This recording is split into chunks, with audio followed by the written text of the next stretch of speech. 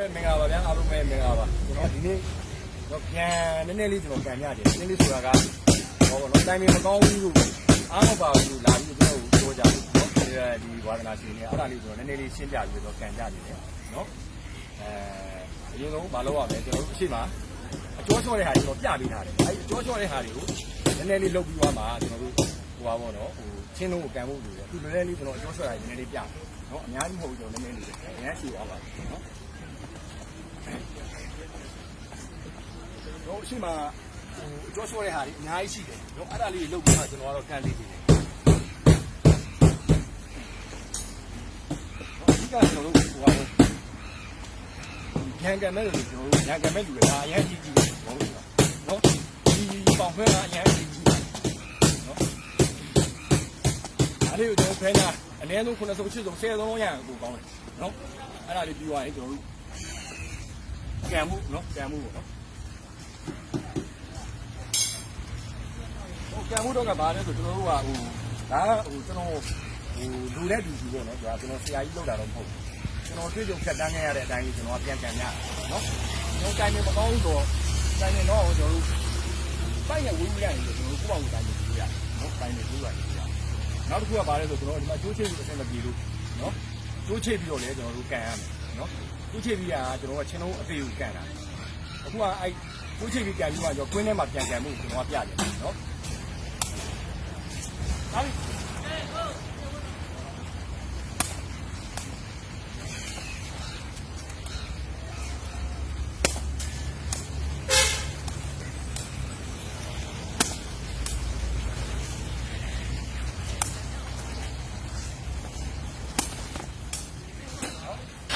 ပါလဲဆိုကျွန်တော်တို့ဒီ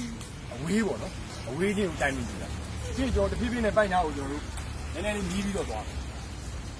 လိုက်လာကျွန်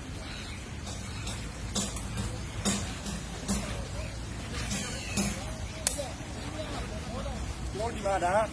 ခုမှကိုတိုင်ပင်ယူတဲ့သဘောနော်လစ်တယ်ပြီးတော့လည်းကန်လို့ရတယ်နော်လစ်တယောက်ကတည်ပြီးတော့ကျွန်တော်တို့ကန်ရင်လည်းရတယ်ဒါတော့ခုမှကိုတိုင်ပင်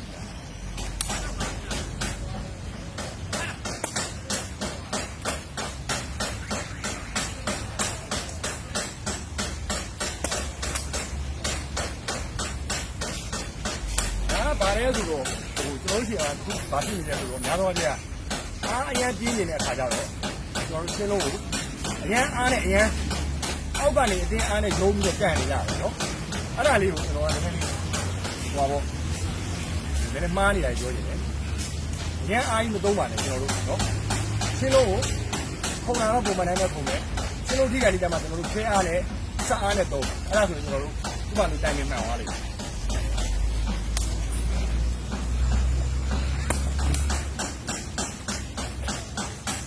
အဲ့ပုံစံလေးပေါ့နော်ကျွန်တော်တို့အောက်ကတက်သွားတယ်တာတာလေးပဲအပေါ်ရောက်မှကျွန်တော်တို့ရှင်းလို့ထိတဲ့နေရာမှာဆက်အားနဲ့ဆဲအားနဲ့နော်လိုက်လာ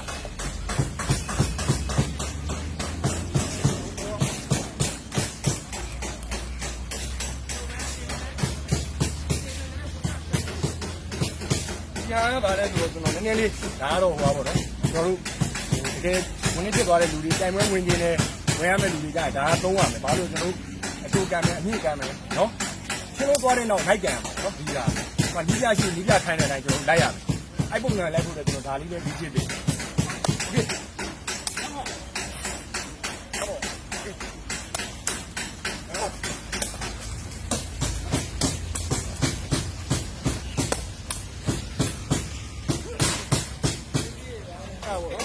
ဒါလေးကကျွန်တော်10 မိနစ်ကျွန်တော်တို့40မိနစ်နဲ့ခုနကျွန်တော်ပြောလို့ပေါ့ကျွန်တော်နည်းနည်းလေးတော့ရှည်သွားမယ်ဒီခေါက်ပါလဲတော့မိုးပါတယ်ဟောလဲဆိုကျွန်တော်တို့တချို့ကပြောကြတယ်ကန်ရင်းနဲ့အားမပါဘူးနော်အားမပါတာမဟုတ်ကျွန်တော်ကအရန်အားပါကျင်တော့များနေတာနော်အားပါကျင်တော့များတော့အရန်ကြီးအောက်ကနေပြီးတော့အားကြီးနဲ့တက်ကန်တယ်အပေါ်ရောက်တော့ချင်းလို့ကြီးတဲ့အခါမှာအားမပါတော့ကျွန်တော်ပုံမှန်လေးပဲတက်သွားမယ်ပြီးတော့မှစအားနဲ့ခဲအားနဲ့ပုံပြီးတစ်ခါတည်းကန်ထားနော်ဒါဟိုဟောတော့ကျွန်တော်ခုနပြောသလိုပေါ့ကျွန်တော်ဆရာကြီးမဟုတ်ပါဘူးဒါကျွန်တော်တိတ်ကိုဖြတ်တန်းခဲ့ရတဲ့အတိုင်းကျွန်တော်ကပြန်ပြီးတော့အားလုံးမျှဝေလာပါနော်ဒါအောင်နောက်ပြီးတော့ဟိုကပြောချင်တာကျွန်တော်တစ်လားနှစ်လားလောက်နေလဲမသိတာပါကျွန်တော်ဆိုရင်နှစ်ပါပါတယ်တစ်နှစ်နှစ်လောက်နေမှ နည်းနည်းလေးကြိုင်ပွဲငယ်တန်းအစီဝင်လောက်တဲ့အနေအထားကိုရောက်တာပါဒါလေးတော့တစ်ချက်သတိပြုကြပါခင်ဗျာနောက်ထပ်လည်းကျွန်တော်တင်ပေးပါဦးမယ်နော်ဟိုချမ်းအတွက်ဒီခရူအတွက်ဒီအခုကခရူမကန်နိုင်သေးလို့ပါနော်အားလုံးပဲကျေးဇူးတင်ပါတယ်